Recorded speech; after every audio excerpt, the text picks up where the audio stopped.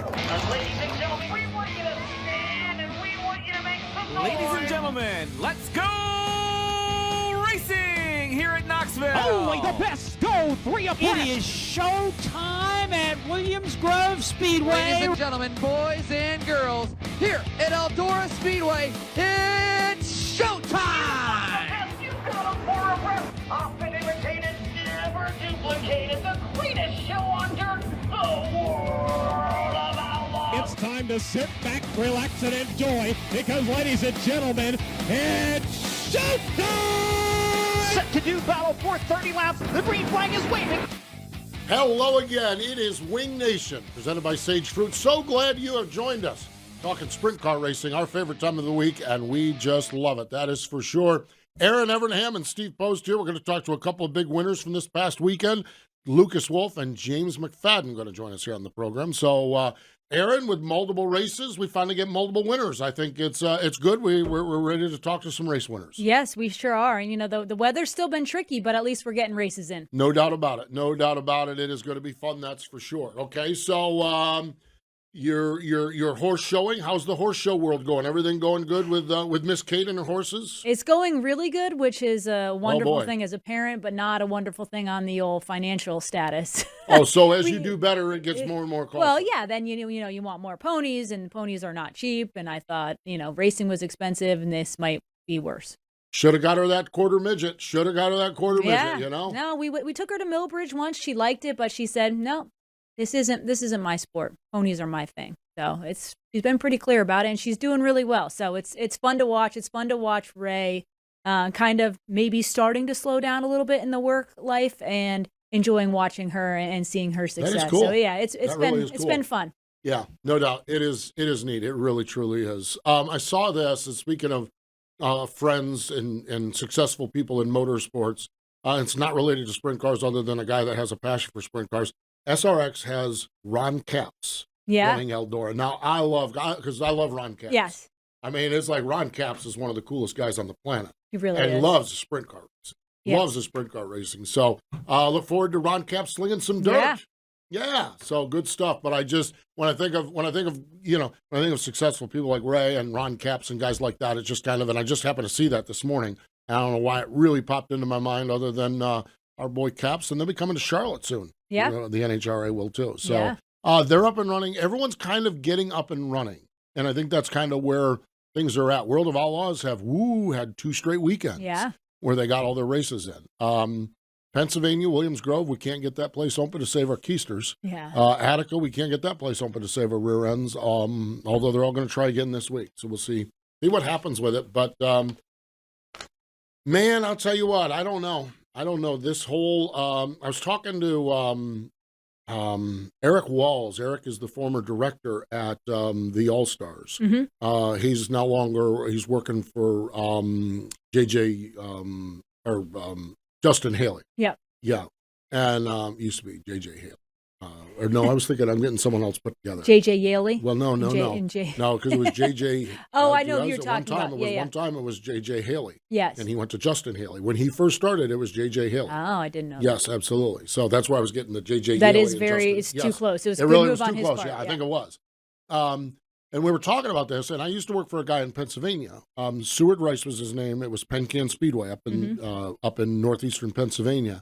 And, we'd have in the modified world, we've had Fulton open the first weekend of March. Yep. And one year they'd get beautiful sunshine. It'd be great. And then some years they didn't. And Ricey, he was pretty conservative with the way things were. He was aggressive on promoting, but very conservative. And our deal was we would start 2 weeks before Memorial Day on Friday nights. Mm-hmm. And his deal was, let's get a couple of weeks in. Memorial Day to Labor Day. Yep. We're going to make money. Labor Day, of course, we're a Friday night track. Once you get past Labor Day, you get into high school football. Yeah. Okay? And he was like, we're going to start 2 weeks before Memorial Day, get a couple weeks in, Memorial Day to Labor Day, and shut her down. And when you look at the weather this year, it's like, oh, man, there's been a whole lot of money spent for very little racing in a lot of parts. So, and it just, but then, then you hit it right. You hit it right and you're gold. Yeah. So fascinating times, that's for sure. Let's get right into our Hefner Racing product hot topics. World of Outlaw NOS Energy Drink Sprint Cars, the Texas Outlaw Nationals love when the World of Outlaws roll back into Devil's Bowl. Just such a historic place where 1978 it all began. Friday night, Brad Sweet picked up the win. It was his second consecutive one because he'd won at Talladega Short or Magnolia the week before. So Brad's back on the high horse and rolling along. I don't know that he ever got off the horse, but when Brad doesn't win races, we're like, what's wrong with Brad? And so he got it going. And then Saturday night, James McFadden picked up $20,000. Good to see that Roth number 83 and James in victory lane, second win of the season. Yeah. And really, when you put it together, he won his win last year was in October. So third win since October. Yeah. So pretty good roll there. Yeah. Now they've struggled a little bit in between those wins. And we'll talk to James. He's one of our guests. We'll talk to him in between about that. But, it was good to see James McFadden. And that Roth car in victory lane always looks good. Yeah. It really does. And we all understand what that means to Dennis Roth and Teresa and everybody there. Mm-hmm. I'm sure he was a proud team owner watching on Dirt Vision, watching that car roll into victory lane at Devil's Bowl of all places, too. Mm-hmm. Good stuff. Good win. Yeah, really good. Nice stuff. Port was fascinating. We had a kid named Jason Schultz out there leading, looking for his first career win. He had a flat tire, so that turned the lead over to Danny Dietrich. And you're like, okay, let's see what Dietrich says in victory lane. Green, white checker. And Lucas, holy man, did he go through the middle in turn number 1 and left Danny's head spinning and put Lucas into victory lane. Yeah. So Lucas Wolfe. Good to see him back in victory lane. It was good to see him in victory lane. We're going to talk to Lucas, and we're going to talk about free beer at Port Royal this weekend, too. Free beer? Wow. Yeah, that's what they need up there. Yeah. Yeah, they've got a deal. They don't pay any, they don't drink it if they don't get it free. Right. Yeah, they're actually. We'll ask Lucas about this. I've heard a rumor that they're giving away free beer at Port Royal. Are you going? Yeah, I might go up. Exactly. Neat stuff. So, Atomic Speedway, it was Parker Price Miller getting the win. So good to see PPM getting the win, and they're gearing up and getting ready to go with some all-star racing and some high-limit stuff, I'm assuming. St. Francis, Joe B. Miller picked up the win. And USCS, we're here in the vicinity down at Travelers Route in South Carolina. Mark Smith picked up the win. But how about this? Cherokee Speedway, Johnny Bridges. I'm telling you what, most of y'all probably don't know Johnny Bridges, but that is just a guy from Cherryville, and that's right. It's not Cherryville, it's Cherryville, North Carolina. It's spelled Cherryville, North Carolina, but it's Cherryville, North Carolina. And there is a guy that just oozes sprint cars. Yes. And has won a fair number of asphalt races back when USCS and there was the other series that ran asphalt races. Has won his fair share of dirt races locally. And Johnny's one of those guys that I wonder what would have happened if at some point he would have got a good opportunity. I mean, and he's got a good opportunity. He loves he's running his own deal. He loves it. He's tied in with the Moss family and everything else. But he's just, man, every time I watch him race, I'm like, man, he is a really, really talented. Yeah. Great racer. The marketing side of it might be a little tricky with Johnny. He's a little rough around the edges, which makes him, I love talking with him. I love getting a chance to chat with Johnny Bridges, and he's just a good dude. And when I saw he won at Cherokee, I was bummed because a lot of times I get to those races. Of course, I was in Richmond. I was bummed that I wasn't there because a beer, I wouldn't have had a cigarette, but Johnny would have had one or two after the race with Johnny. When a race winning Johnny Bridges is always good. Yes. So I love that, and that's one of the things I just love about sprint car racing. Every part of the country has these guys that you don't really hear of outside of that area much. But boy, when you come to that area and you come to their neck of the woods, they're tough to beat. And Johnny's one of those guys. He sure is. Yeah. So good stuff. Really good stuff. Fun stuff for sure. So Johnny Bridges picking up the win at the place your mama warned you about, Cherokee Speedway. Woohoo, man. I had a late model race coming up there in a few weeks. Can't wait to get back. That's by the Big Peach in the air. That's by the Big Peach, the Peach Butt. Yes, absolutely, the Peach Butt. Yeah, the Big Peach down there. And so when you know you're close. To you Cherokee. know you're close when you get close to that Peach Butt. Exactly. Yes. And if you ever wonder what Steve's talking about, just check him out on social media when he's down there. That's right. When I'm down that way, there'll be a Peach Butt picture. Yes. Yeah, you do like to frequent the. There is, Peach Butt the pictures. Peach Butt pictures. Yes, absolutely. I was. We drove to. We're way off the reservation now. Imagine that. Talking about Peach Butts. We were driving to Atlanta for the Truck Series race, and I don't remember the last time I've ridden in a car past the Peach Butt. I've driven Past the Peach Butt. All sorts of So opportunities. you're busy driving. You got the window down. You're clicking, and you click off like 72 And hope pictures. you got one. Hope you got one that's good. This was like, man, I'm sitting in the backseat of the car. Our executive producer, Ryan Horn's driving. Sitting in the backseat of the car, get the picture centered up, and took a good picture of the Peach Butt. Exactly. The Peach Butt, and those of you that, if you've ever driven down totally confused 85, right now. Yes, if you've ever driven down 85 between Charlotte and Atlanta, you get to Gaffney, South Carolina, and it's a water tower. And, of course, South Carolina is known for its peaches. So there's a little stem on the top that lets you know that it's a peach. But there's also a crack all the way down through it, which peaches, they're kind of, this looks more like something else other than a peach. So like I said, just go to Steve's post. You go to my social media, you'll see it. Peach Butt. So by the Peach Butt down there at the place your mama warned you about. So good times. Glad we went there. Glad we went there, exactly. And my buddy Jeff Wessel, who had a birthday with Hefner Racing Products, he will be happy that Peach Butts are part of the Hefner Racing Product Hot Topics. Yes, I'm sure. I'm sure he will. Absolutely. Actually, nothing surprises him with us. No, with Jeff. No, I mean, and Jeff will probably now send in a note and request more Peach Butt talk during the Hefner Racing Product Hot Topic. So, Hefner Racing Products, easy to shop their entire line. Erin, where do they need to go?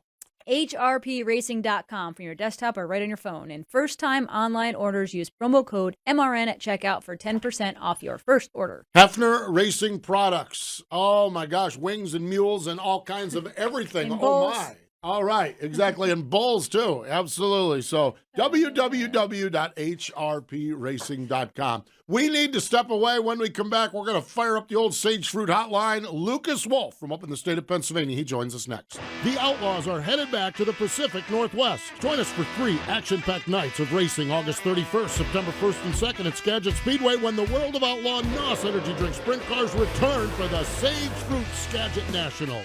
Kickoff for the Sage Fruit Skagit Nationals begins Wednesday, August 30th with a pre-race party, live band, Sage Fruit apple giveaways, and more. Then catch Donnie Schatz and the rest of the World of Outlaws as they take on Washington's best sprint car drivers Thursday, Friday, and Saturday nights. Details at SkagitSpeedway.com.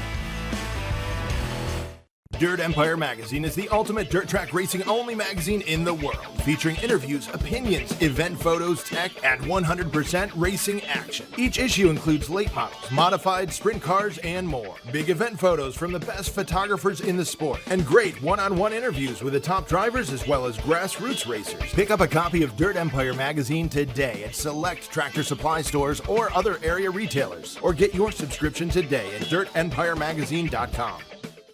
Welcome back. It is Wing Nation, presented by Sage Fruit, working to dial up the connection with Lucas Wolfe. Yeah. Maybe he's stocking the cooler with all that free beer. Free beer. He's getting ready. Getting that cooler ready. Probably already a line waiting. Well, Tuesday, that's when they start stacking the coolers up in Pennsylvania for a race weekend. They get them you got to get them really cold. Oh, ice down, baby. Ice down, baby. So, fun stuff. Really, really cool. Let's hope. Let's just hope that we get some good weather. Yeah. Man. The weather was crazy this weekend. I mean, not only did we get the rain out at Williams Grove, but even the wind. The wind was insane. I mean, we were at a horse show, and turns out horses don't really love wind that's crazy when things fall down right on them. The wind was crazy. This has been a rough year. It really has. Strange weather. Strange, no doubt about it. But they did get racing in at Port Royal on Saturday, and when they did do that, it was Lucas Wolfe picking up the win. He joins us now on the Sage Fruit Hotline. Hello, Lucas. Welcome back to Wing Nation. Hi, how are you? We are doing well. Lucas, has to be great. It's been a little bit. It's been a minute or two since you won one of those races. Had to be great to get back to victory lane up at Port Royal on Saturday. Yeah, it certainly was. It's been certainly some up and down. It was good to get a win, an early in the season win, and one that kind of came from being genuinely competitive, not just simply hanging on. So a good result for me, good result for the team, and at a place at the moment that's incredibly difficult to win and run well at in Port Royal. So all in all, a good event for us. Lucas, tell us how you made that restart work where you were able to get by Danny Dietrich. It seemed like you made a line work that not many people were able to make work.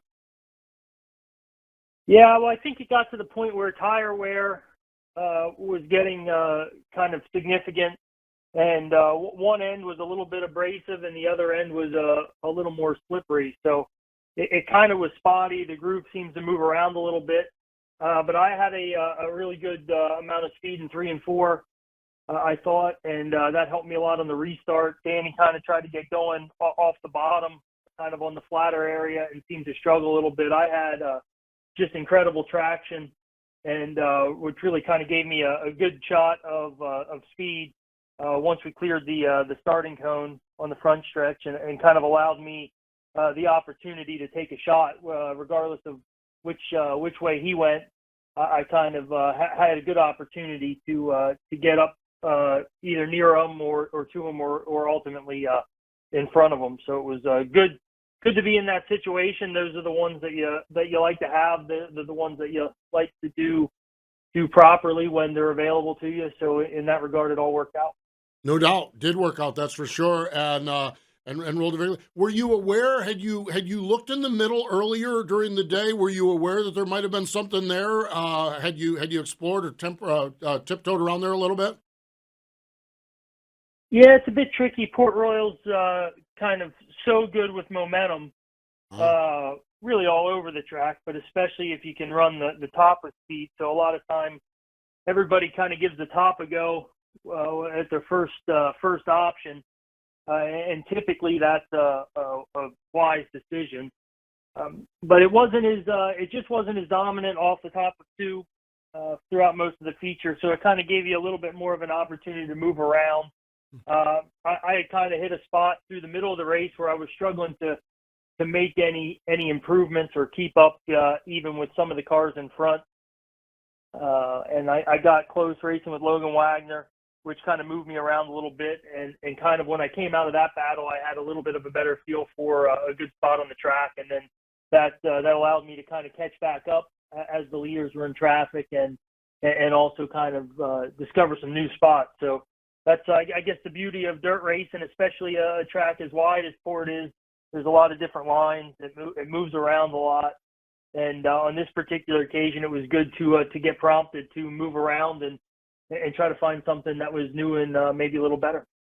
Lucas, the winds were particularly strong on Saturday with some crazy gusts. How did that affect the cars at Port? I know the fence is kind of high there, but was that a factor on Saturday night? Yeah, strangely, it ended up not being too terrible in the car.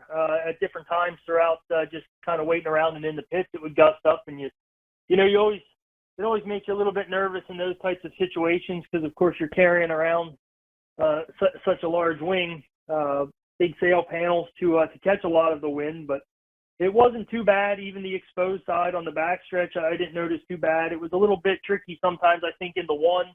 The kind of opening or the end of the grandstand, there's a little bit of an opening there. I thought there kind of wiggled you around some, but it is interesting. Certain tracks around here that we race a lot, especially early in the year, where there is kind of more of more frequency of wind. Williams Grove is usually terrible for wind, crosswinds, but it was good enough that day, and I think the track was aware of it. I think they had some contingency plans in place to not do anything foolish if it kind of got to that point. So I think they managed the situation pretty well. And ultimately, though, I think they did a great job of getting the program in. We were able to run the full program in a very reasonable amount of time, and ended up, I think, with everybody having a good day in that regard. No doubt. Good stuff, that's for sure. Lucas, when I pull back just a little bit and look at your season, of course, Mother Nature has won more races than anybody else. But 4 starts, but you've had 3 top 10s. You have a top 10 at Baps, a top 10 at Lincoln, and of course this win at Port. How do you feel? Have you in the small sample size you have thus far this year? How do you feel about your performance, your effort so far? Yeah, for me it's been more encouraging. We tried to streamline a few things over the off season to certainly get better and get more competitive.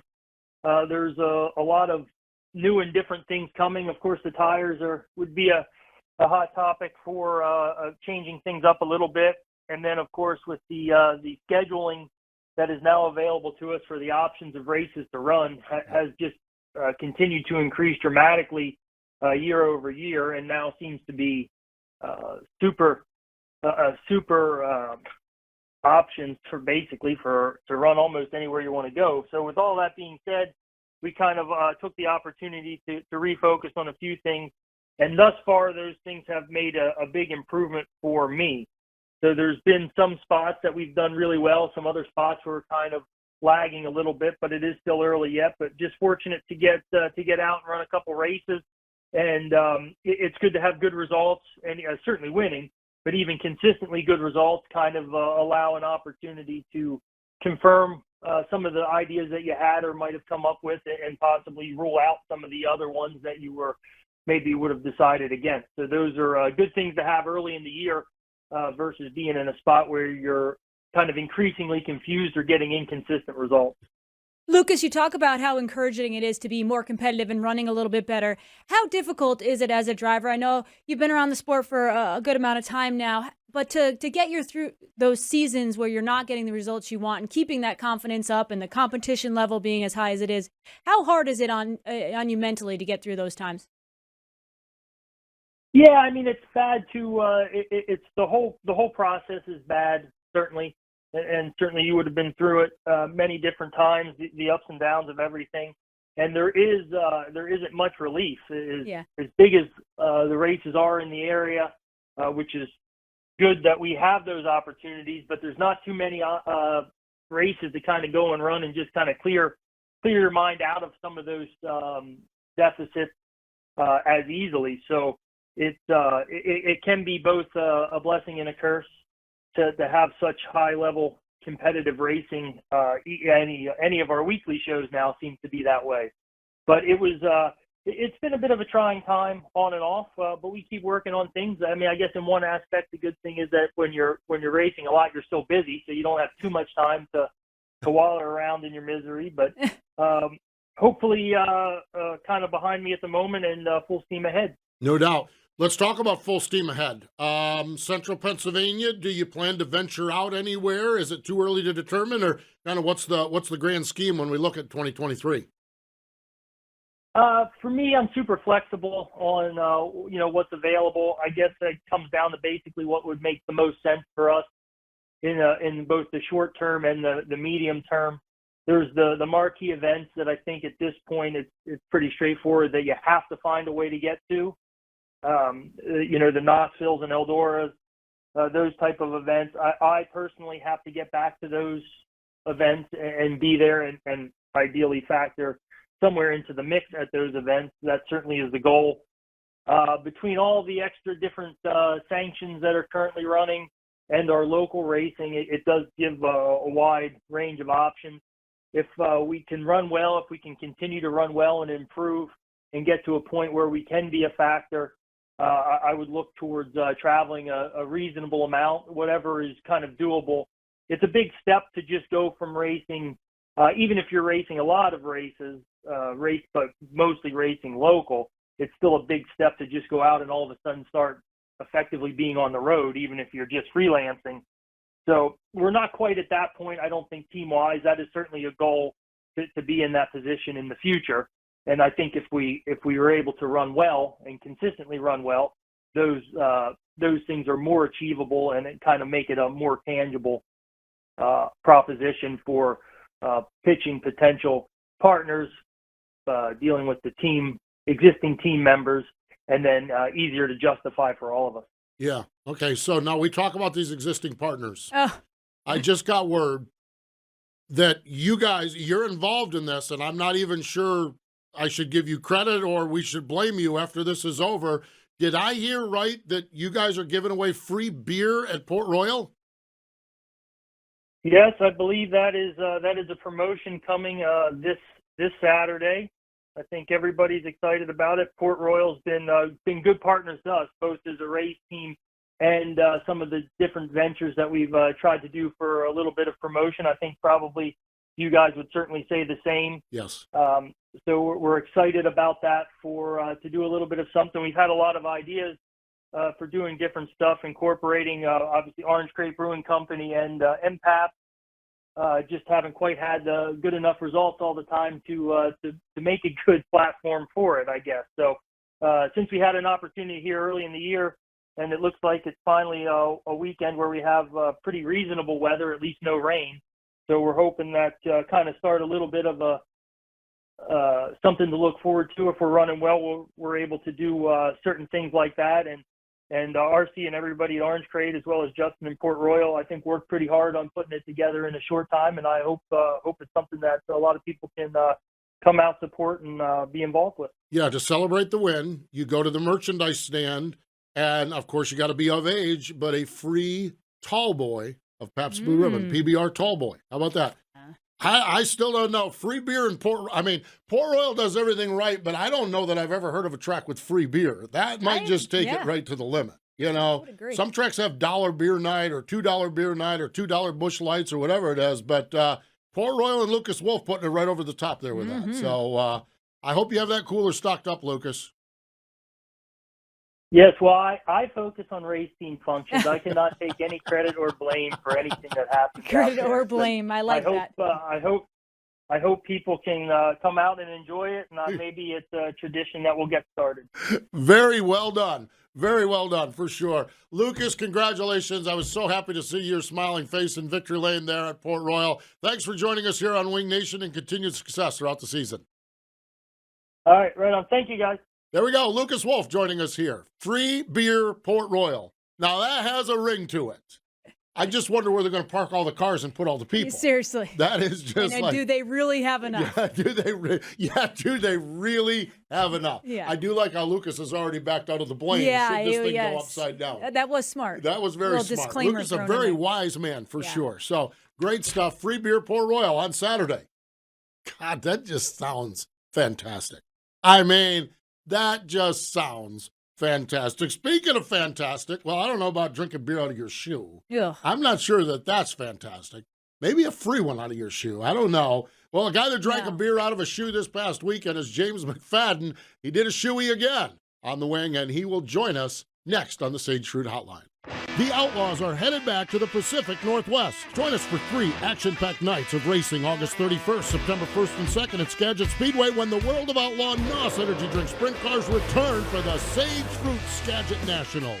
Kickoff for the Sage Fruit Skagit Nationals begins Wednesday, August 30th with a pre-race party, live band, Sage Fruit apple giveaways, and more. Then catch Donnie Schatz and the rest of the World of Outlaws as they take on Washington's best sprint car drivers Thursday, Friday, and Saturday nights. Details at SkagitSpeedway.com. The National Sprint Car Hall of Fame and Museum's newest exhibit will be our track tribute to Williams Grove Speedway inside the museum's main floor from April 3rd through October 2nd this year. You'll learn about the beginning of Williams Grove Speedway and the evolution of sprint car racing on the East Coast through 8 of the iconic big cars and sprint cars that made up the history of Mechanicsburg, Pennsylvania's Williams Grove Speedway. Plus, you'll see videos of historic National Open sprint car races and other racing events that put Williams Grove on the map.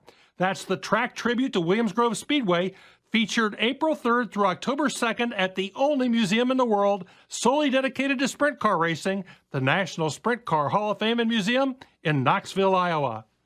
Let's get right back to it. All right, we talked about free beer at Port Royal. Now let's talk about drinking beer out of a shoe. Yeah, I know. What a combination. It's an all-beer Tuesday here on Wing Nation. Let's go to the Sage Fruit Hotline. Joining us fresh off from that win at the Devil's Bowl in Texas, James McFadden joins us. Hello, James. How are you?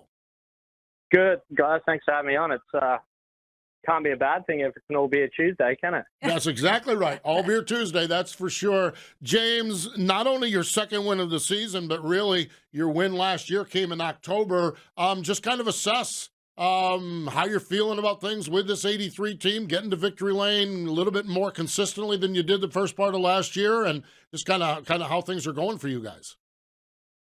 Yeah, obviously took us a while to get rolling last year, and it was well documented how long it took us. And I don't think that was from, lack of speed or effort. We were there a lot of nights. We just didn't get the job done. So we keep putting ourselves in pretty good positions this year, and every race that we've started towards the front, we've finished there. So that's the goal, is just to keep qualifying and staying towards the front, making the dashes, and then the results take care of themselves after that. James, talk about the initial start the other night. It seemed to kind of win you the race to get out front in that clean air and beat Buddy down the line or the first lap. Talk about how you made that work. I mean, starting on the outside on a heavy track, it can be obviously hit or miss. How were you able to time that just right?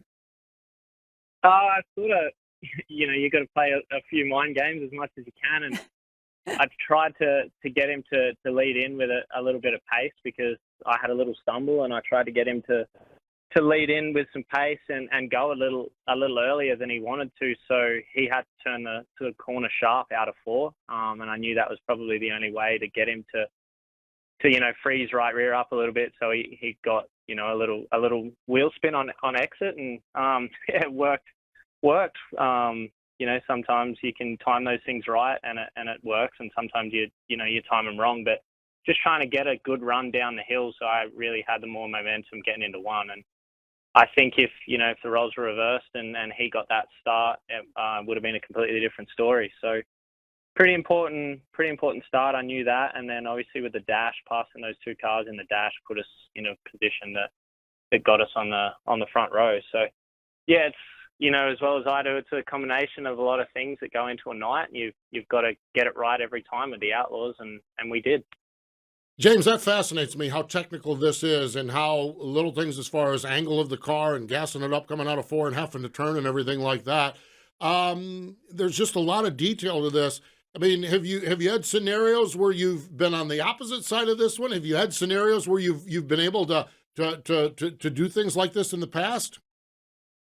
Yeah, I actually just learned from my heat race. I started on the outside front row there in my heat race and let Brent go, Brent Marks go there at the start. And it made me really vulnerable to the guy running third because of the way that you could get a start off the bottom there. So just tried to learn as much as I could from that mistake and then move it into the next one. I think Devil's Bowl is one of those unique tracks where you can start from the outside and get a really good start. So, you watch as much video as you can on starts and then, try and, like I said, change some things that I did wrong in the heat race to change that for the feature.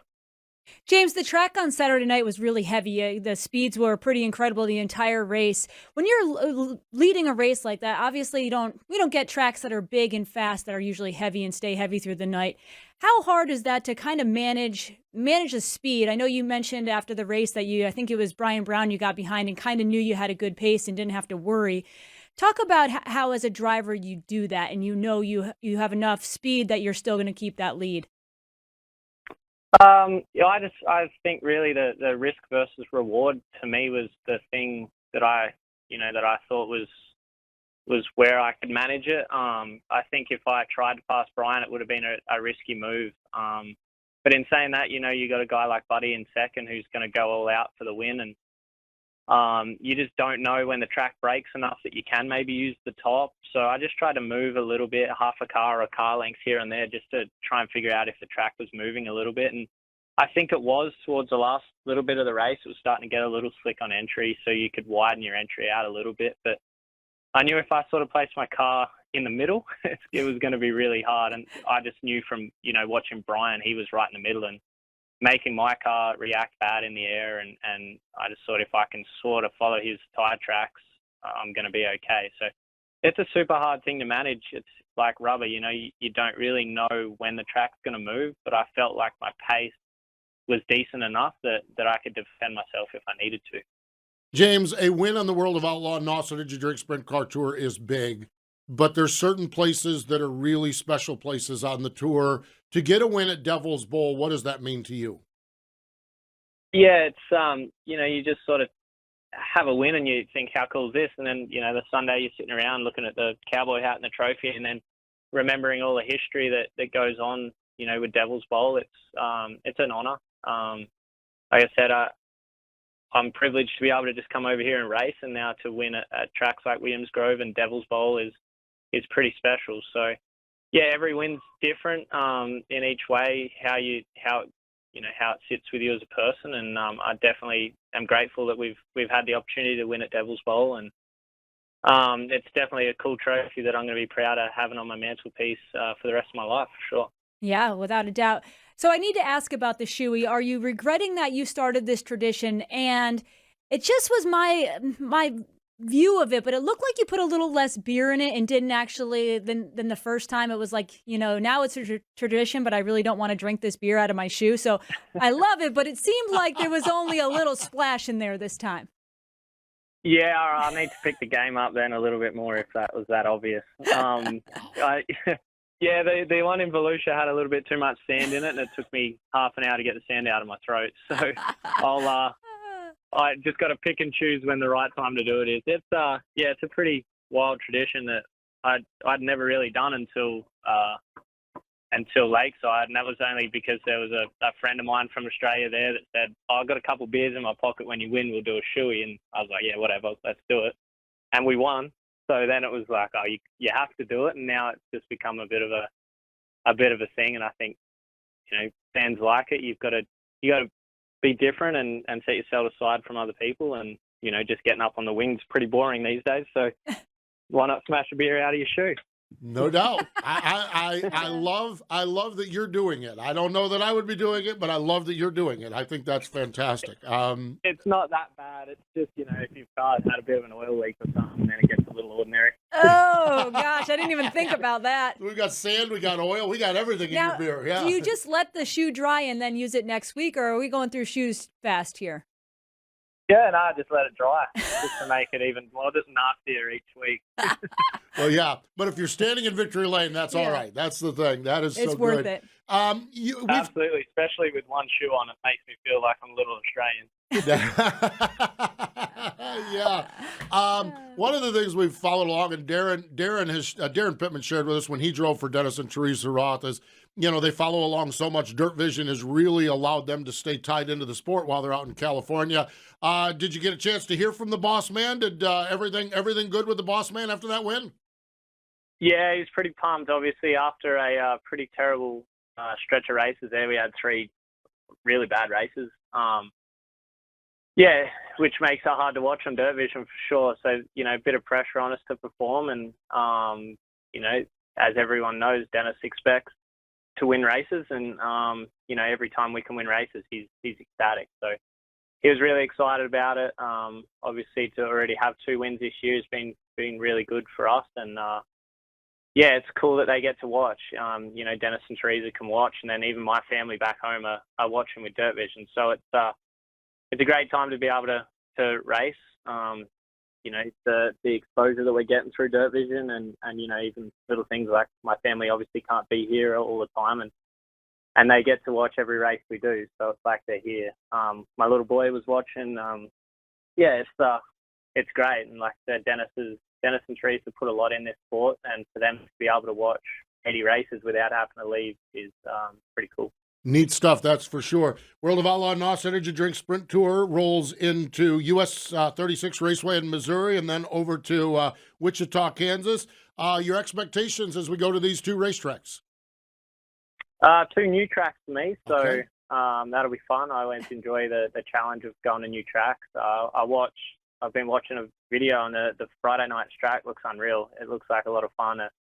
I'm a short track guy at heart. I know I've been winning races on half miles lately, but I'm a short track guy and really enjoy, the high bank, big cushion places. So I'm excited for that. And then obviously the Jason Johnson race on Saturday is going to be pretty cool. He was a really close friend of mine. It's always fun to race in his honor. And I'm excited for that race as well. Be really nice to see you go back-to-back on Saturday nights or back-to-back on Friday and Saturday, or just sweep the whole thing and drink all kinds of beer out of shoes. If they're going to have free beer at Port Royal, you might as well be doing beer out of shoes down in Kansas and Missouri. That is for sure. Absolutely. Yeah. Maybe I can get my team to, we can have a group shoey on the front straight. Yeah, let's call out the team. Good. Yeah, I like that idea now. I like that idea too. Yeah, get the team involved with it. Yep, that's it for sure.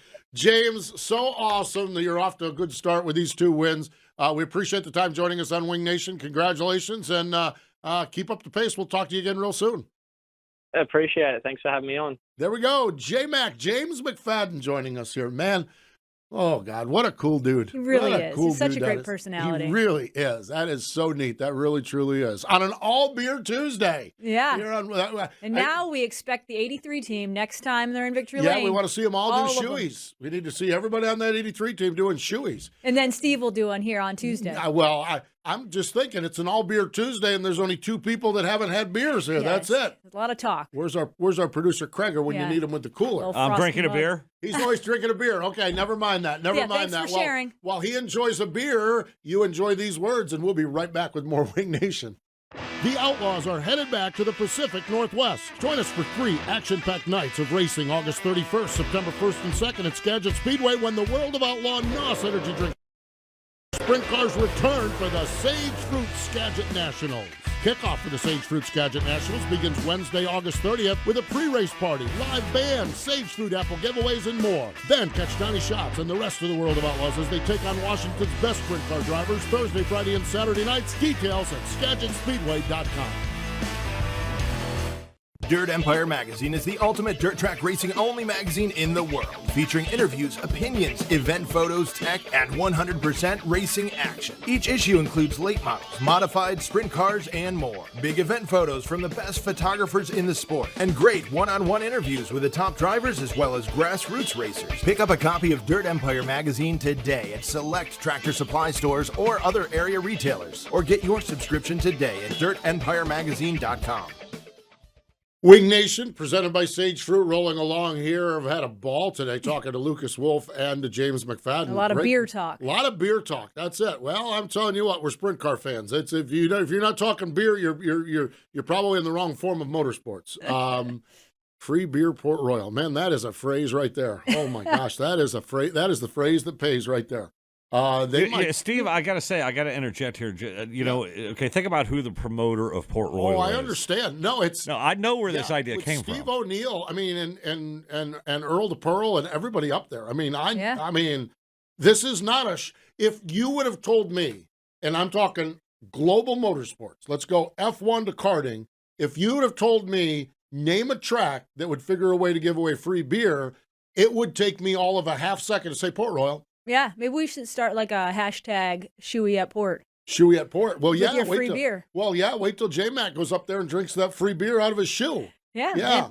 No, but if you were to tell me a track that would be it's not even. I mean, look, when we go to Knoxville, Port Royal Speedway takes over the Iowa Beer Bus.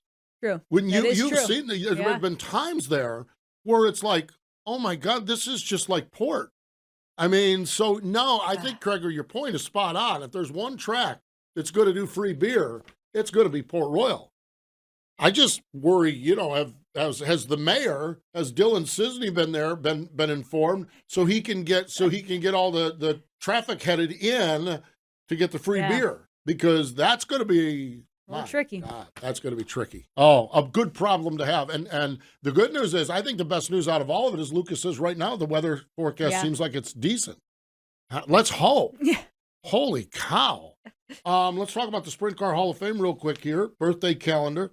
Later this week, we have Pete DiPaolo, Tommy Hinnerschitz, Jack Audenshield, Herman Schurch, Bobby Davis Jr., Frank Lockhart, Marty Shorter Pritzbuller, Tom Marchese, Johnny Thompson, and tomorrow would have been tomorrow would have been the 101st birthday of 2023 inductee Andy Linden. Andy was born in 1922. The car culture out in California is where he was born, but as was always the case, World War II stepped in, stopped everything, but he started running with the California Roadster Association, which was the original CRA, in 1946. 1950, he won the Auto Club of America Pacific Crown Sprint Car Championship and wings in USAC and midgets, 7-time starter in the Indy 500. Racing career was cut a little short in 57. A crash in Clovis, California ended his driving career, but he lived well beyond that, another 30 years, passed away in 1987. But Andy Linden is forever enshrined in the National Sprint Car Hall of Fame. One Sprint Car Place, Knoxville, Iowa. You can become a member of the National Sprint Car Hall of Fame and Museum for only $25. You can go to sprintcarhof.com. That's sprintcarhof.com. All right.